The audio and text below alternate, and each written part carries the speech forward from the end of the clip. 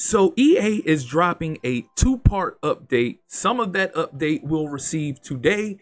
The other part you'll receive next week, but I'm going to go over their gridiron notes off of their website so you can see and learn about some of the things that's being updated today as well as being updated next week. So let's start off with gameplay. It says outside of stability improvements, there are no gameplay changes in this title update. Next week, we will have a similar title update focused specifically on gameplay coming your way, so stay tuned for that. And these gameplay improvements would include receivers jumping in situations they don't need to, more holding calls when using aggressive blocking coach adjustment, which this has been a big thing going around right now, and how everybody is pushing everybody to set their coaching adjustment to aggressive for your pass blocking, because you get virtually no holding calls. You might get one, maybe two a game, but the blocking is already OP in a game. But then to set it on aggressive, you're basically not going to be stopped when running the ball. So it's a good thing that they actually adjusted that, because one of the penalties for setting your pass blocking to aggressive is that you would get more holding calls, but users weren't being penalized for setting their pass blocking to aggressive. So another thing they're addressing is that defense now flips with offense when auto flip coach adjustment is on, i.e. a slot DB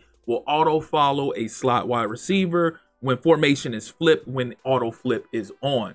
So that's been a nuisance for a while as well. When teams would come out or users would come out and they would flip their play, you would have to go in there and actually manually flip your play to match what your opponent is doing. So now they have addressed that as well. Blockers respond better to contain rushers. So nothing about what the edge rushers are doing as far as contains are concerned are actually going to change. It's just that the left and right tackles are going to respond a lot better to those rushers. Now let's get into franchise mode. It says resolved an issue where CPU teams suffered excessive early game injuries due to an issue which multiplied their wear and tear accumulation at a higher rate than intended and prevented them from managing weekly practice loads. And the dev note here says CPU teams should now effectively manage wear and tear, pads, reps, and rest, significantly improving overall roster health. Also, they address college coach abilities were not being unlocked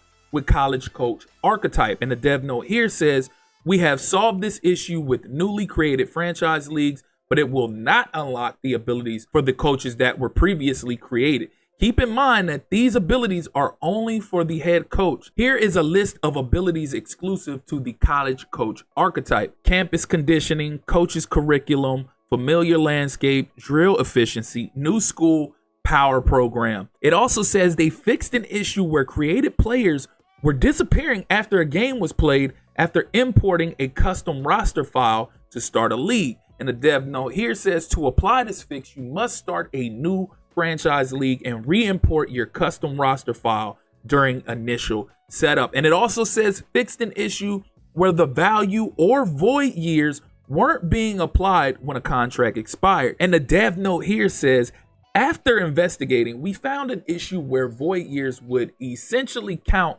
the final year's cap hit and not accelerate forward to the void year hits.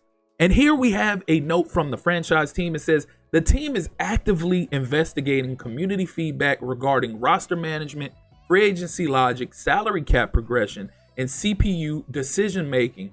We are committed to addressing these issues and will provide updates in future gridiron notes or directly via Madden NFL Direct on X when these issues are resolved.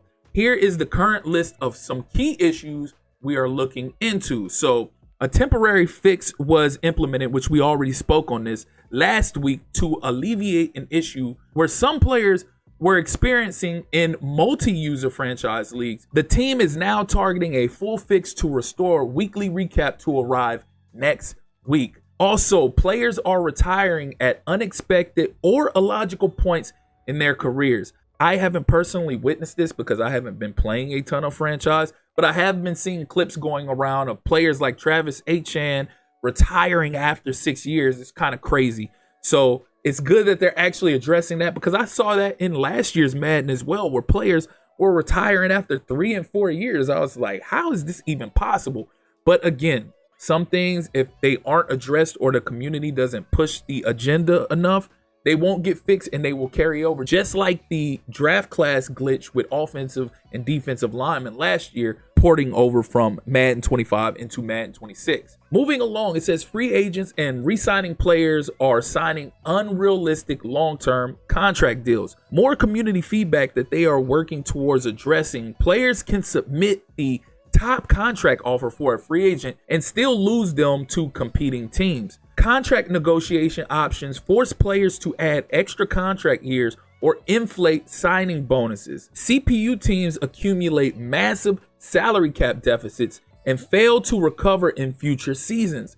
CPU teams repeatedly restructure large contracts during off seasons, severely compounding future salary cap issues. Also, CPU team rosters carry an unrealistic lack of depth at specific positions. CPU teams only execute draft trades when players simulate the NFL draft rather than watching live picks. Lastly, CPU delegation logic automatically resigns players for user teams even when the setting is turned off. Wow, that's kind of crazy. I'd be pissed off if I witnessed that happen. But like I said, I haven't been playing a lot of that. And I'm kind of glad that we're not even starting our league until mid-September. So a lot of these things should be ironed out by the time we actually start. So let's go ahead and move along to Superstar. It says fixed an issue where quitting a showdown 1v1 game during an extra point could cause the game to crash. Fixed a rare issue on Nintendo Switch 2 where a showdown play a friend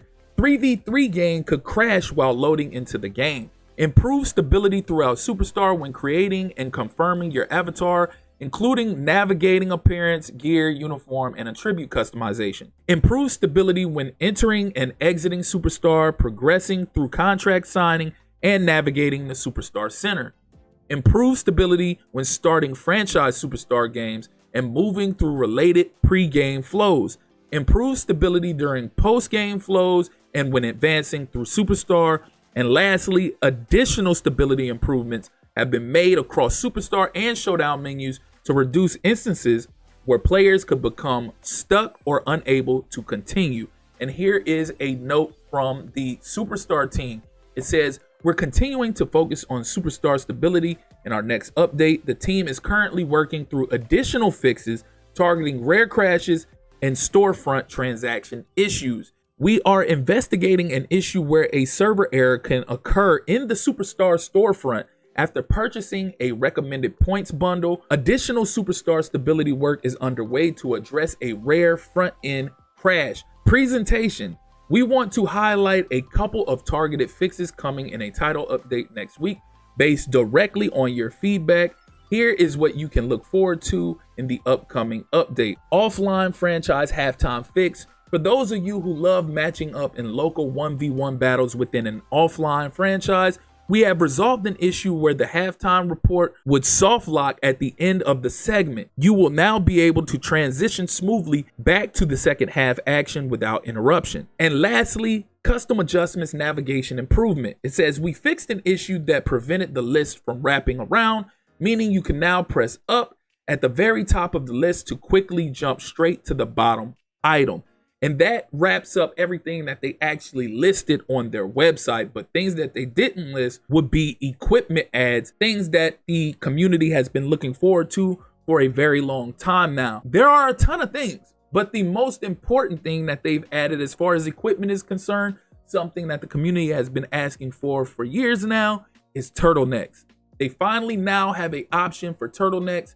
When you go to head accessories, it's going to be a new tab at the end there, where you can add a scrunchy turtleneck, you can add a normal turtleneck, you can select the colors, you can match it with your compression shirts, you can match it with your undershirts. And this is actually a huge win as far as the equipment community is concerned, because that's one of the main things that they've been asking for some time now, along with other things that were already implemented into the game before launch. But they did mention that other things were coming later, and I did see in another video where somebody had mentioned that turtlenecks would be coming at a later date. And now here it is. We are getting turtlenecks in the game. We are also getting new cleats, the foam posits, the diamond cleats, you name it. We're getting a bunch of things. New face mask. Max Crosby's getting his face mask in the game. And you have 2 helmet options that you can actually equip that with as well. But that's gonna do it for this video. Y'all let me know how y'all feel in the comment section. As always, if you're here for the first time or you're returning and you haven't liked or subscribed already, please do so. Click that notification tab so you can stay up to speed with more Madden 27 content as well as other sports gaming content. Again, I appreciate you all for tuning in. That's been my time. Till next time.